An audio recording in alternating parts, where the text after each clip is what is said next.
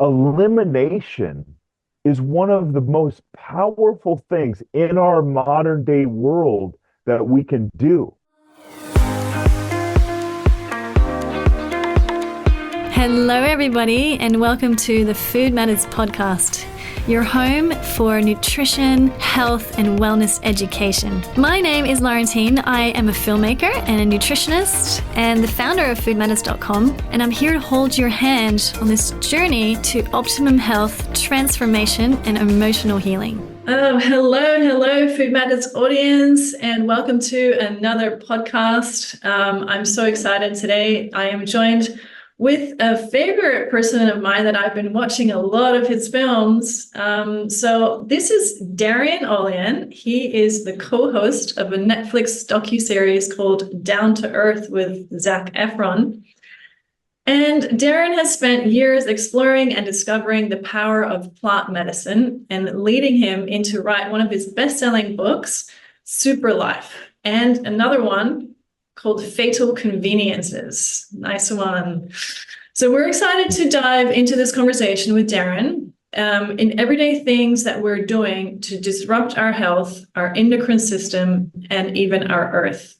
It's something that we here as Food Matters team and Food Matters audience are super excited about. And we would like to know more about how we can avoid these toxins, and especially because we are living around them, amongst them, and in them. So the more that we are educated on the foods that we have as choices or the foods that we should be avoiding, the better we can live a healthy life. So welcome, Darin. Nice to see you here. Oh man, it's great to be here. And again, I wish I was with you in Australia because I love it so much there. Oh, that's so nice. Yes, I'm coming to the studio from I'm coming to you from Sydney, Australia. And so Darin is in his home in Malibu in the USA, but he has traveled extensively through Australia during his shows. So Darin, before we delve into your work deeper, I'd love to hear from you, your backstory and how you got into natural health and healing people. Yeah, I think it dated back a long time in retrospect, right? So as a kid, I was born premature and so my body was challenged. I was only 3 pounds, 3.5 pounds when I was born. And so kind of watching that trajectory and feeling a little having a resting heart rate. I think it was like 120 beats per minute, and my thyroid was messed up. They were afraid my lungs weren't developed. So kind of the imprint of in this world was this body was quite fragile and wasn't very strong, and it was really through kind of intuitively with no real help from my parents necessarily because they didn't know.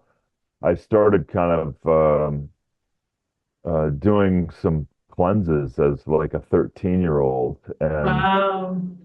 and that was again, I didn't know what I was doing, but I just gained some information and just tried it. And of course, I gained the awareness that what I was putting in my mouth mattered. And of course, I was a regular kid and just continued on doing whatever. And then it was at 16, I started working out consciously. Very active kid, but then the realization that food and exercise was this modular adaptation aspect of my life. So I was like, well, oh, I have control here. I'm not at the whim of Right. whatever I was born into or whatever. So that was a powerful moment. And of course, from there, I got a lot stronger. I played American football and then really cutting the story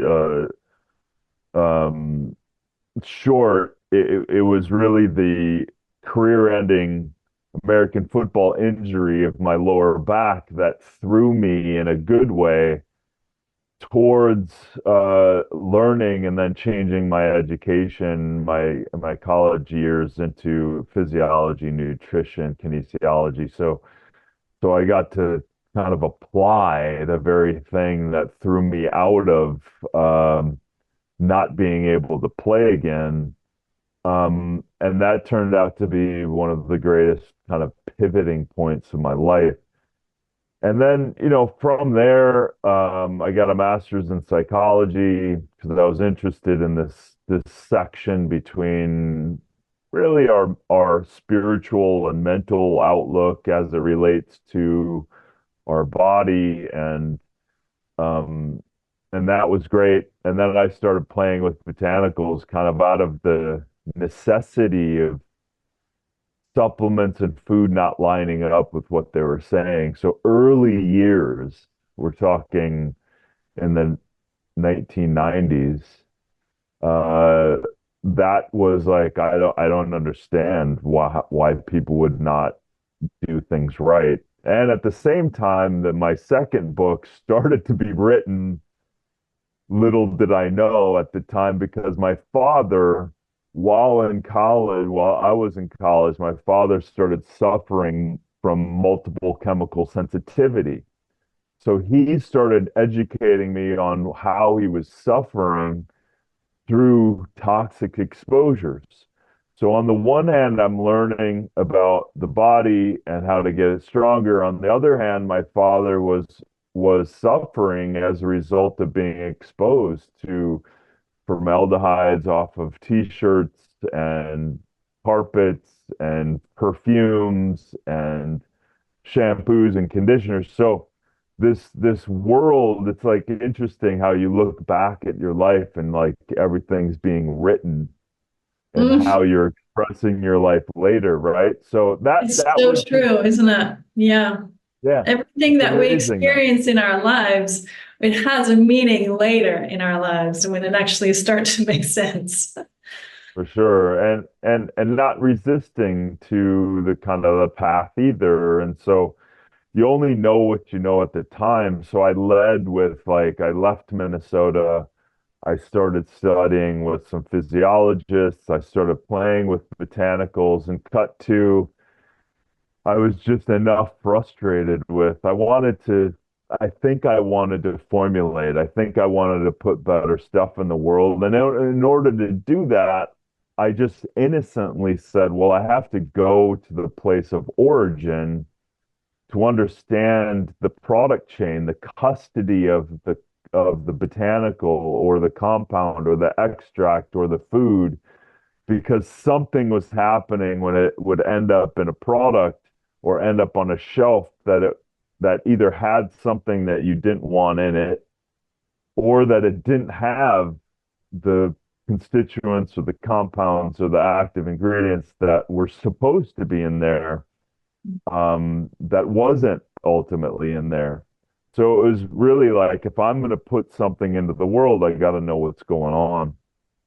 So it started this 15 plus year journey of superfood hunting and formulation around the world. And at the same time, this world of what you think is going on isn't going on, or something else is going on. So I started bumping up against, flavoring houses and chemicals that were in food that wasn't disclosed. So again, this chemicalized modern world that my father was starting to talk to me about started bumping up against me while I was formulating. And so all the while, 20 years of this, um, it it led me to formulating some successful products, mostly in the States, um, and really, devoting myself to education around health. And then the first book, Super Life, um, and then the second book was kind of the other side of what to avoid, basically. But in that pursuit of superfoods I got exposed to the environment and the environment of what we think is going on and what it really is going on and that led me to why do people not have clean water in the world? In the first Right. world we do, but it's also you pull back the layers and you're like it's technically not going to acutely kill you, but it's not clean and it's got chemicals. But at the same time, there's 2 billion people on the planet that don't even really know what clean water even is or that it's even clear. So we have failed in several systems just looking at water. And so the environmental stuff started kind of reflecting back to me.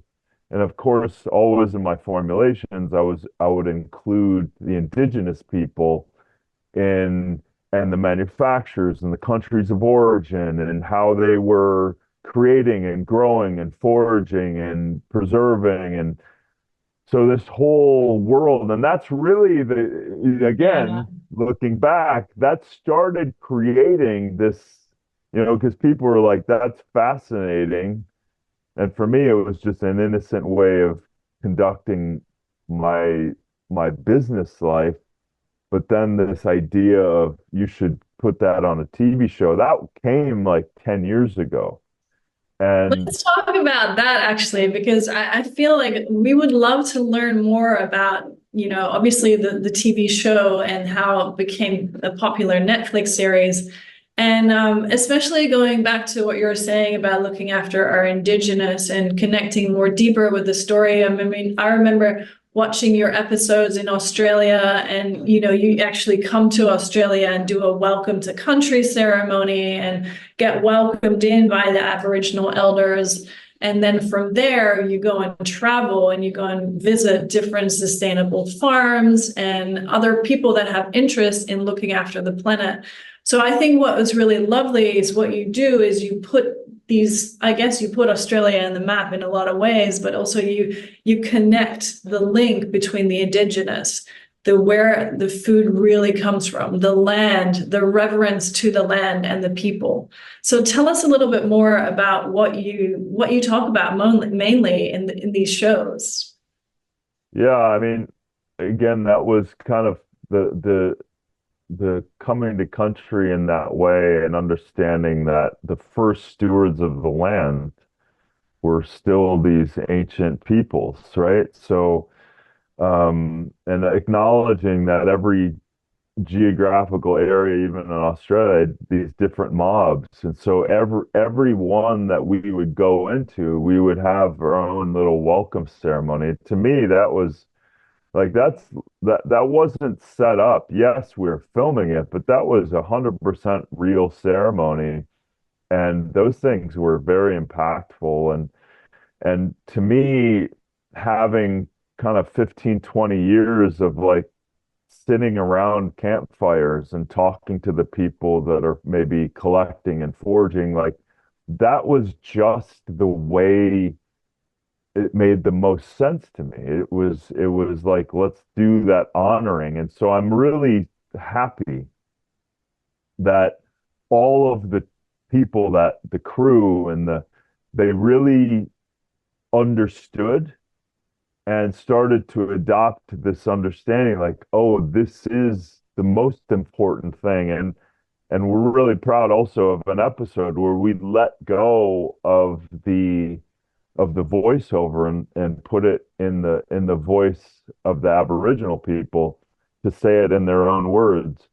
So it was a beautiful moment. And so the whole real show was about leading from, you know, certainly we know that there's issues in society. We know that there's modern challenges and the show's kind of cornerstones is let's find and extract and highlight great people doing great things that are at least better and more inclusive to the situation and less myopic in its you know, pushing of a profit over everything else. And so the thing that, and Bruce Pascoe, and sitting down with him as a teacher and an elder, and like one of the most powerful things that he said is, in order for us to make change, we can't be divisive. We actually have to work with existing people, governments, countries, infrastructure. We actually just need to sit down and talk about how we are going to move together. And it's literally just saying that I'm infinitely aware of the construct that is being created more and more, and that is like even algorithmic polarity that's created from social media. It's literally built upon this divisiveness. So we actually have to continue to work this muscle of like, even when we're filming in Australia, some solutions aren't perfect, but we have to also get out of this idea of perfect. They're an imperfect solution that moves us forward in a better way, because we realize that even when you're talking about regenerative agriculture, it's not a light switch. We get back to old principles to move forward. And in order to do that, in order to transition, we have to work together with these farmers. We can't say in some instances we'll buy your crops when you're transitioned. Well, how is that how is that actually doable for a farmer? It's impossible. But the without naming names, some of the biggest companies in the world have have agreed and are today moving forward with their infrastructure and saying to farmers, we will buy everything and we will help you transition into regenerative ag. Because think about it from even an economic standpoint. When you don't go against nature, it's infinitely more abundant. When you go with nature, it will provide always, and it will provide the GDP without the side effect that happens when you divorce nature, right? So it's the same playbook as, taking a pharmaceutical drug over the curating of health. When you curate health and you build health, you build the good benefits, the good side effects. When you divorce it, you have side effects. So it's the same thing. So this whole idea, getting back to the show, was to prop up these great people doing good things around the world and highlighting them. And we're proud that like a lot of creation from the show and the highlight of the show has made a lot of changes. And I love that medium to be in service to that. And it wasn't easy. It wasn't easy. I felt alone in the first parts of kind of coming into Zach's and his team. They were open, yes, but they also weren't aware of some of these things, and they were open enough to learn and grow and to get it and to understand. So we had healthy tension into how hard we push certain messages and how much we entertain, and finding that balance. I think we did a really good job in not beating people over the head, and inviting people into a fun, entertaining world, but then tripping upon knowledge Absolutely. without, And I think that yeah, is what the show did so well. And I felt the tension there. And I felt that there was, obviously the balance between it needs to still be entertaining. People still need to not press the off button or the next or the skip button. So you are so right. And it's so important to be able to host a big show like this, but to be able to showcase really what's going on behind the surface, behind the scenes, and really just to let the camera roll in a lot of ways that you did, which was beautifully done. And it puts me back to this Native American saying of, don't take too much from the land, take as much as you need, don't take more.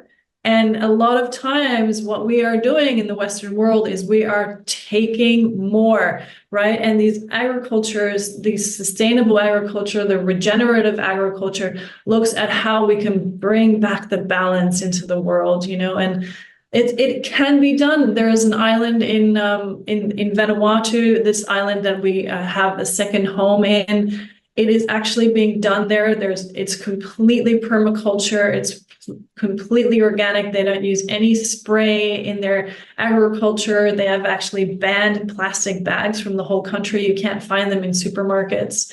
So there are countries out there that are really taking a stance for this agriculture and this way of life. And I love that you have been able to put a lot of these farmers on the map. And tell me, do you think it is possible for the future to adopt these principles?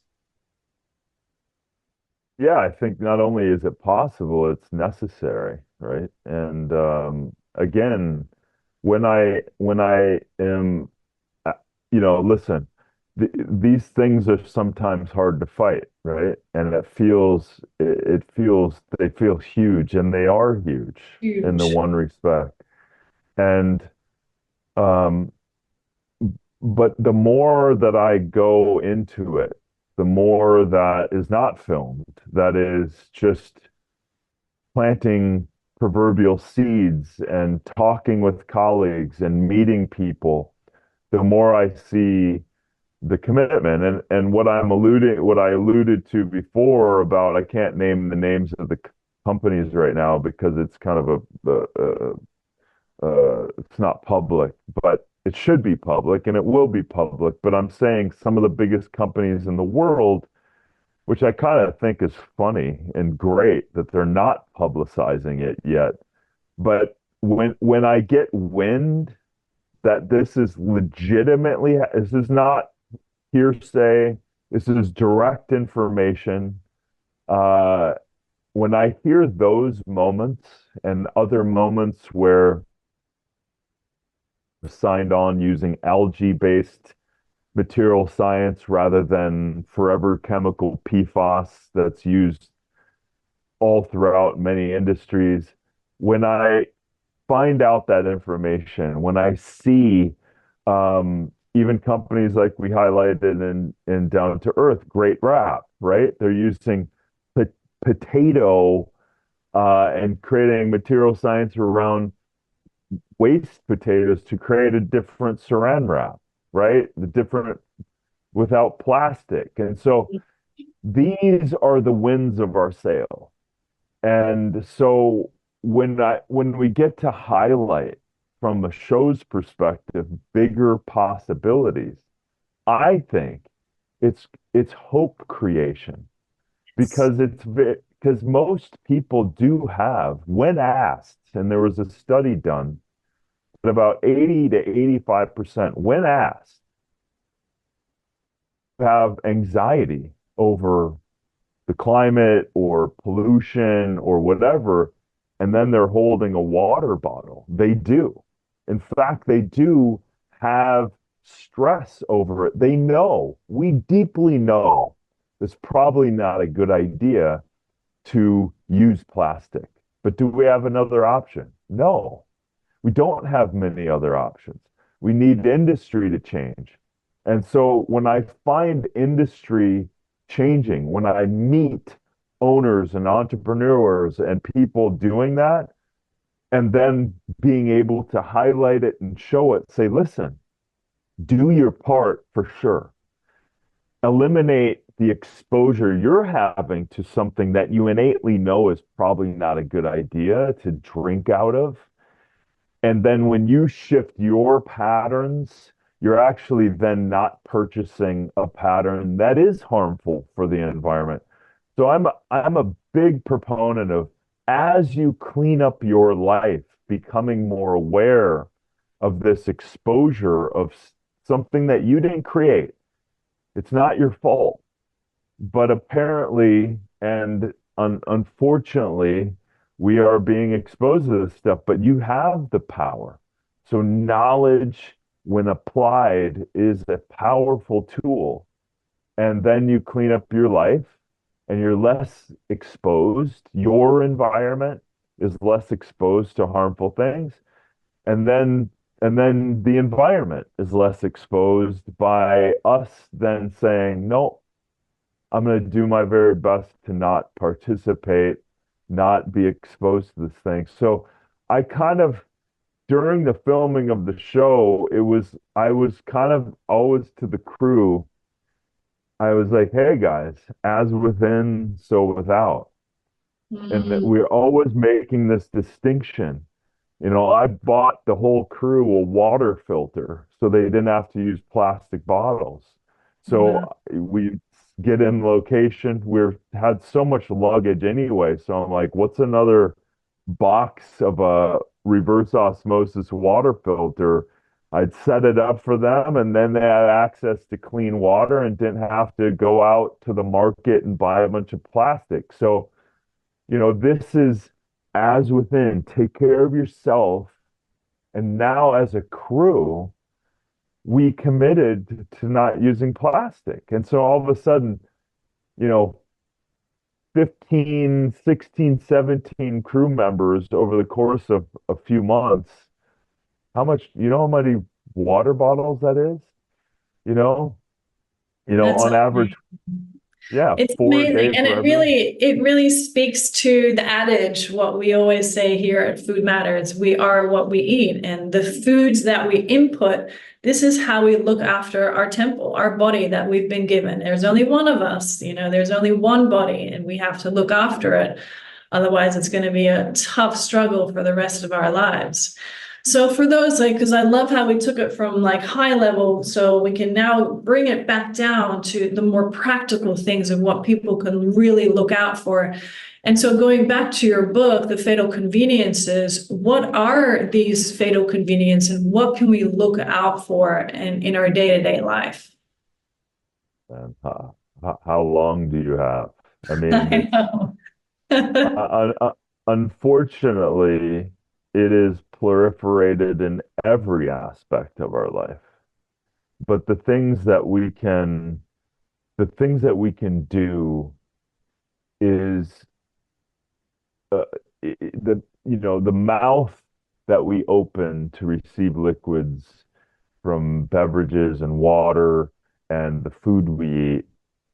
Uh, Weirdly, many of this toxification of our modern day world, and I'll describe some of those that we're being infected with, is coming by way of an unfiltered tap water or unfiltered shower, um, and or ultra processed food.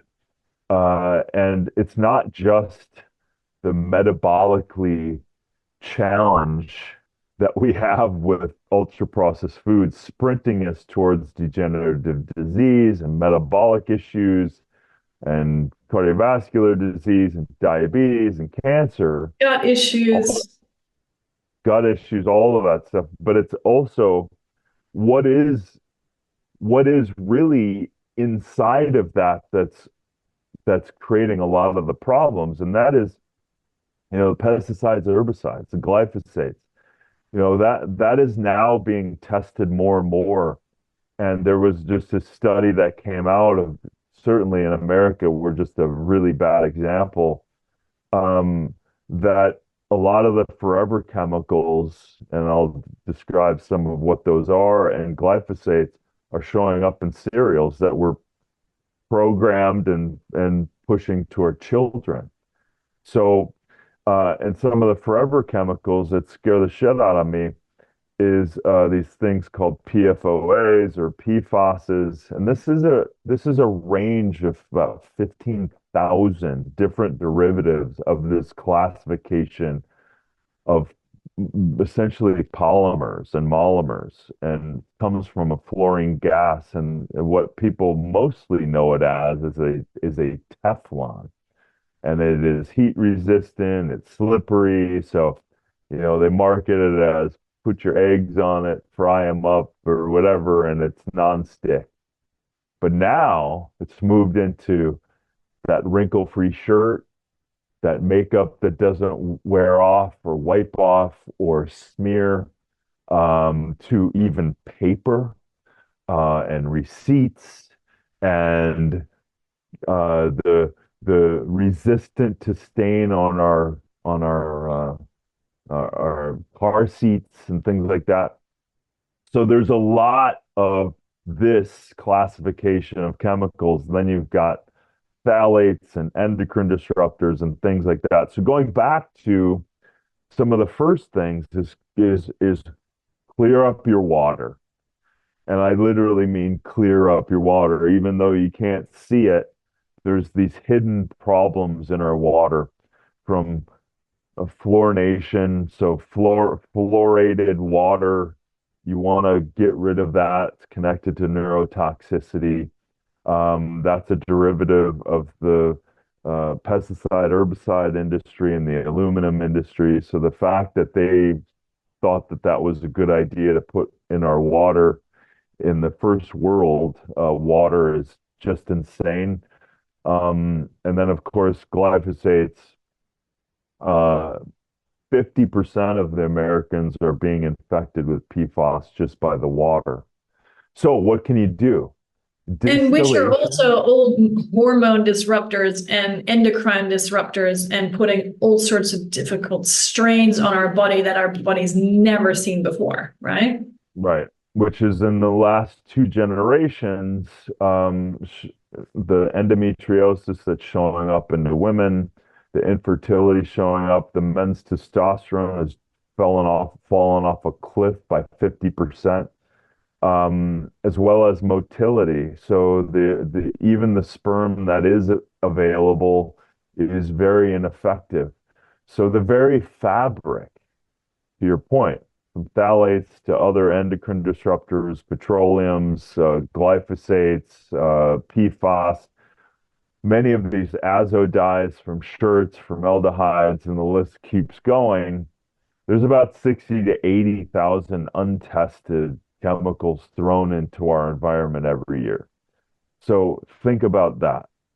So very few are tested, maybe 10%. None of them are tested as they interact with each other, nor in the real world as we slather ourselves with lotions that has parabens, that are endocrine disruptors, that have perfumes, that don't have to disclose everything that's in there.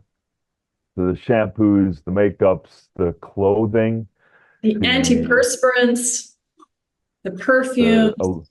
the aluminums and antiperspirants connected to the lymphatic, connected to breast cancers. Like the list goes on. And the yoga pants, now that they know that they're finally getting the information out that there's a huge amount of PFAS in that, and when you work out, your spores, uh, your pores open up and allow for more transdermal uh, entrance into your body. And these PFASs derail many systems. It is an endocrine disruptor, but they're also connected to kidney cancer, metabolic issues, actually high cholesterol, which is crazy, diabetes. So it's affecting all things endocrine system. So think about the endocrine system as this master modulator of every metabolic process in the body, right? So you've got pineal connected to circadian rhythms, melatonin production. You've got obviously testes and the ovarian, the estrogen, the testosterone, but all these things are being hijacked by this chemical exposure. So going back to the water, distillation or reverse osmosis, you can get rid of those chemicals. And then most importantly, or not most importantly, but in addition to that, you want to add a clean, unrefined crystal salt. to that water to have the electrolytes for proper hydration. So you're mimicking nature. Now listen, if if you have a spring and you have tested water that like that's the gold standard, right? So of course that's your go-to. But very few places on the planet. The last time I was in New Zealand, there was a place where I was drinking right from the spring. That's the last time I remember. But there are some springs around the world that you can find for sure. But most of us don't have that readily available. We go to our tap, we turn on our shower.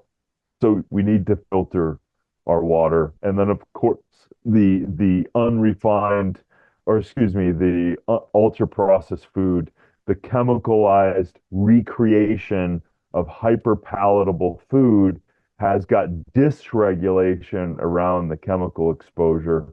So we need to minimize that as much as possible. Those are two very, very important things to do.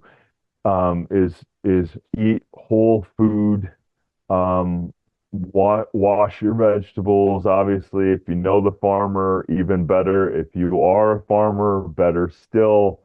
Um, and those are things. And then you've cleaned up your water. You've gotten a glass bottle, and you've minimized a huge amount of chemical exposure.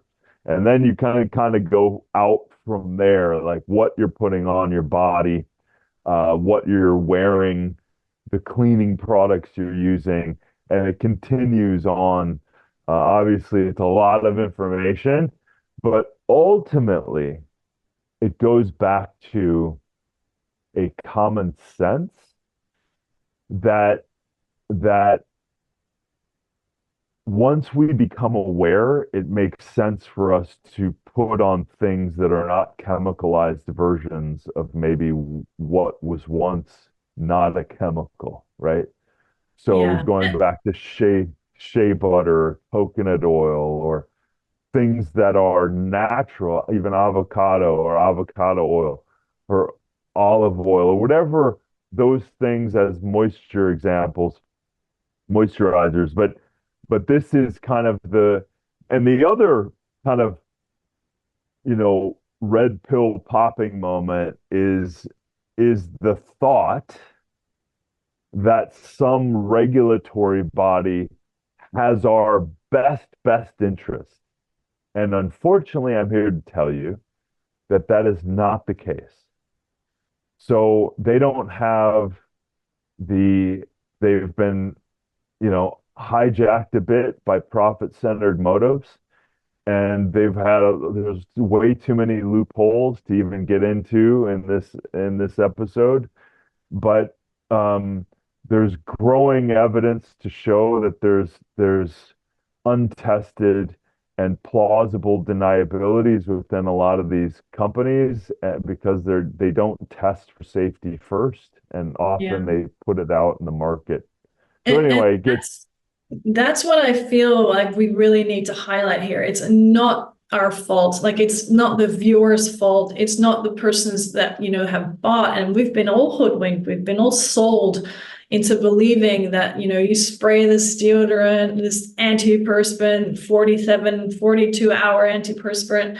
It's going to help you, and it's going to help you smell good, and it's going to help you get the girl that you wanted, or all of those things that we've believed, and then we've started to use these products only to the detriment of our body later on down the track. So I really want the viewer also to realize, like, it's not our fault. And it goes back to, what are the common sense? Like, what do we go back to? Because if we can't really trust the products that we're sold on, we go back to those, like you said, the one ingredient, or the easy to apply, like the coconut oil or the shea butter.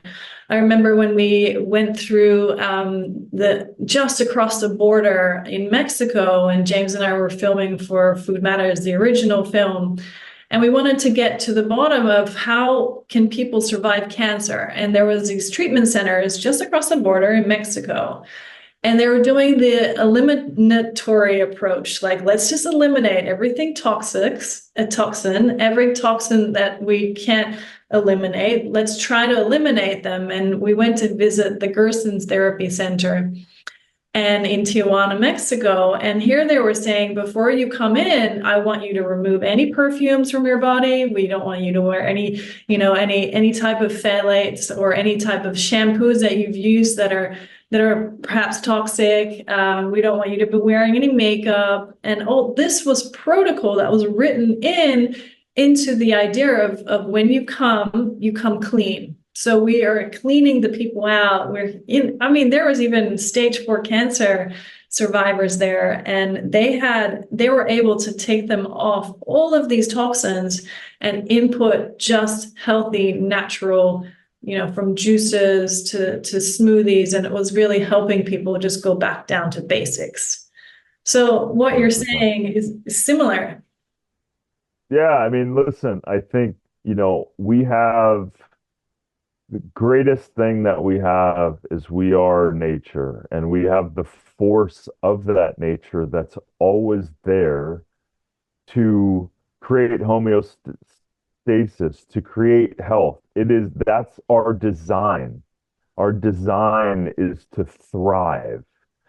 So in our modern day world, the mistake, if you were to call it what we did, is we divorced part of that and we chemicalized some of these things.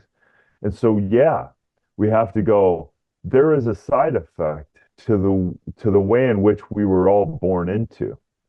And we didn't make the choice that a profit-centered motive, and maybe some of these products didn't start off, they didn't think that there was a problem. But now we've come to realize, once we realize there's a problem and we eliminate that problem, the force of nature has a much better chance, right? I always love this example.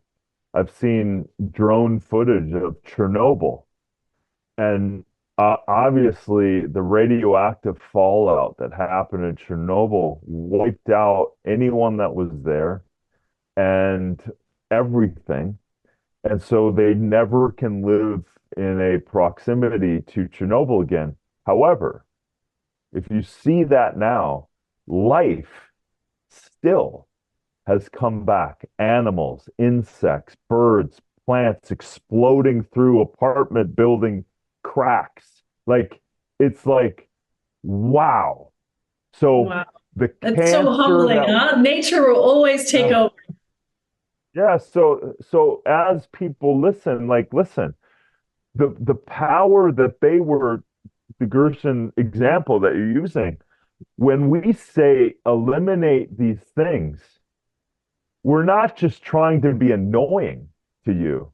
We're saying eliminate the hindrance that nature is having because you're overburdened, overburdening a system that was never meant to have 60 to 80,000 chemicalized versions of a lab created chemical blasted on us. It is stress.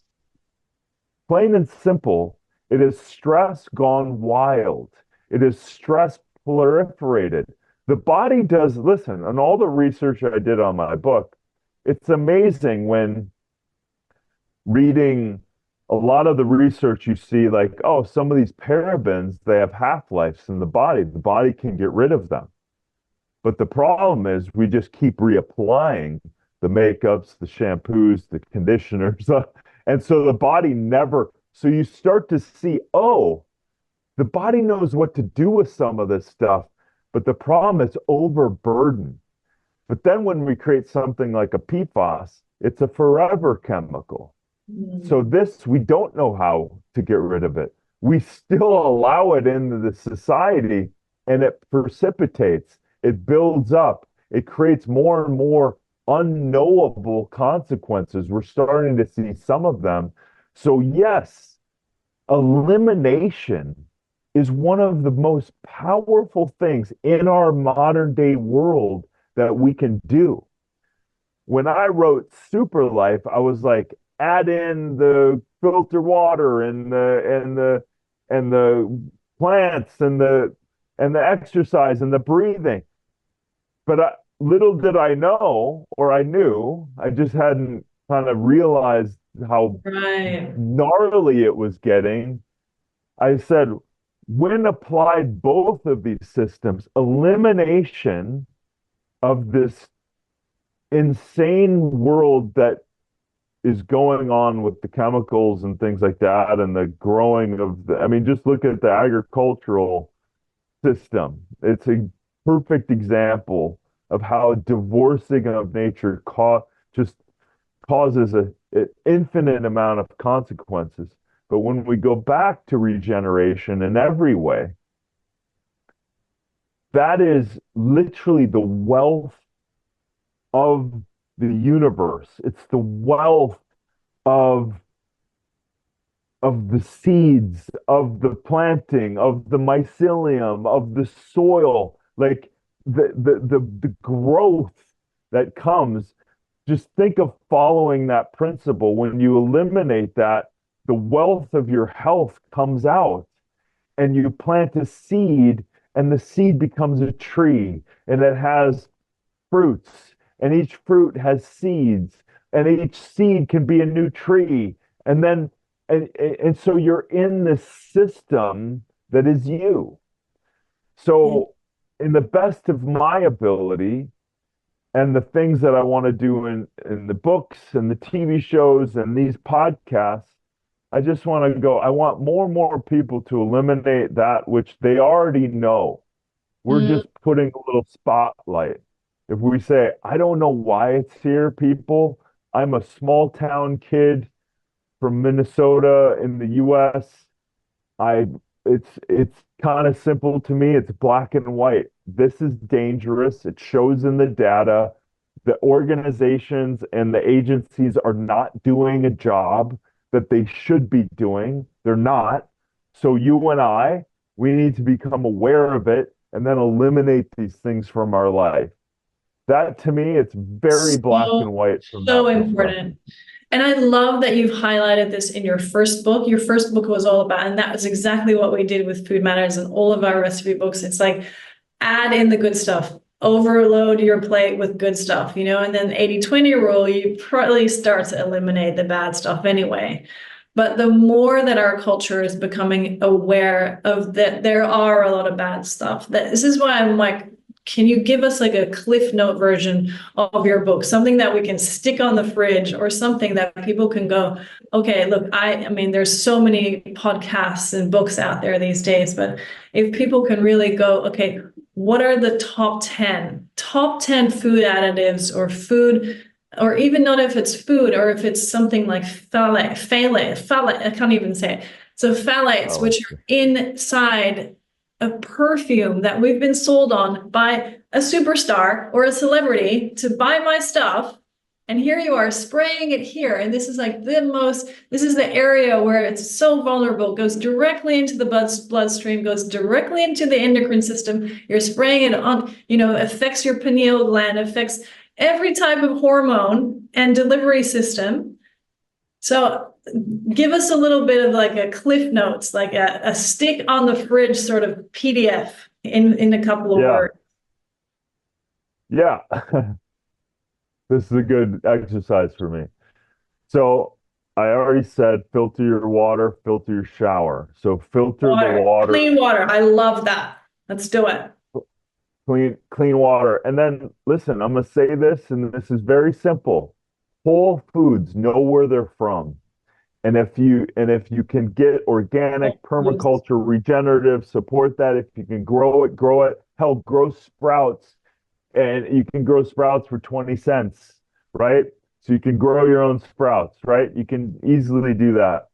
Um, the other thing is, I think go into your personal care, just go into your bathroom. What are you putting in your mouth? Again, toothpaste.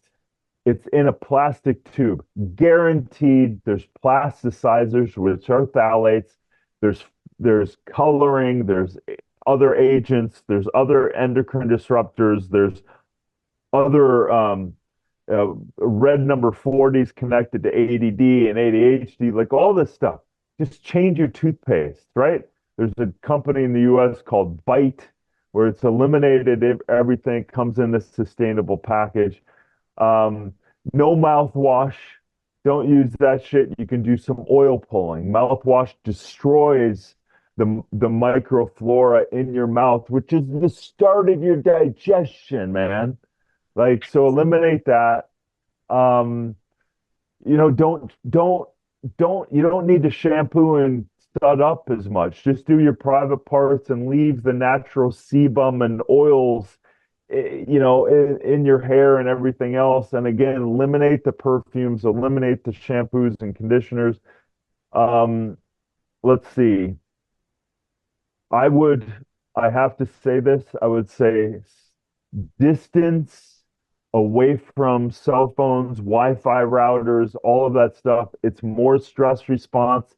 It shows up thousands of articles and more are coming around the stress response that those electronics and proximity and duration have on your body, similar to endocrine disrupting, similar to lowering testosterone and endometriosis.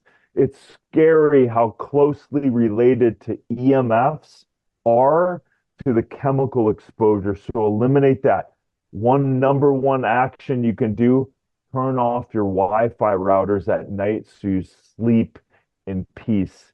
Do the best that you can. And then, listen, clothing is the second largest polluter on the planet.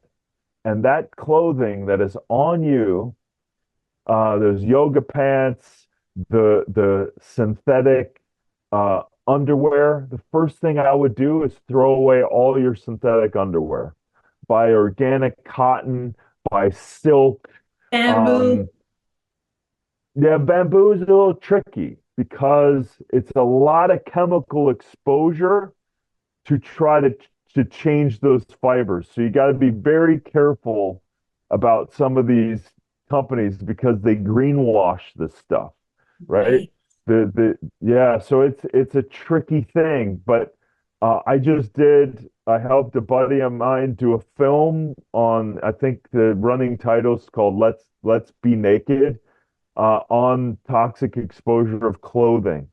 And we did some lab testing and we had fun along the way, but it's scary how much PFAS and endocrine disruptors are on your clothes. I wear nothing. All of these are there's a great company, Argentinian brothers called Industry of All Nations, undyed, from the indigenous people, supporting them. It's just the best. And listen, your mindset, know that you are enough, know that you are powerful beyond freaking measure. And when you are a force of your own nature, you get to integrate these things. When I wear wool that's humanely shaved and as a pet from an indigenous person and no harm to the animal and no dyes, when I wear underwear that's organic cotton and no chemicals, I live an integrated life. When I go to my water filter, when I get to eat whole food that I just grew here, you get to live powerfully. And in that pursuit, you live life, and people then say, "What are you doing?" And you become an advocate, you become a light for other people. Don't underestimate the power of you as an individual. So use this as an opportunity of don't be overwhelmed, but just integrate. Do your best and just continue to be better. Because if you don't, the powers that be that were here well before you, you will be exposed to things that are not in your best interest. So just do your best and forget the rest. I love it. Thank you. Thank you so much, Darin. We're coming to the end of this beautiful interview and this podcast session. And I just wanted to ask you as well, of you can share, please, with the audience ways that they can communicate with you if this is a story that was really in alignment for them. They would love to learn more about what you do and your purpose and your mission. So please feel free to share that. Yeah, right on. DarinOlien.com. We have a great newsletter where we're putting out more and more vetted companies doing the right thing, and they all agreed to give people discounts if they want to purchase those better uh, products for them. I'm on social media. Sign up for my newsletter because we're putting out more and more information. And then my podcast. We're stoked and having more and more great guests on and revealing more solutions. And ultimately, my focus is mostly solutions for this stuff rather than being bogged down with the problems. Fantastic. Well, again, thank you on behalf of all of us watching, and amazing work that you're doing for the planet. Thank you so much, and keeping it real for the world. Thank you. So yes, thank you everyone for listening. I really enjoyed that talk. I hope you did too. And there will be more of these on the Food Matters podcast. So head to foodmatters.com and see you again.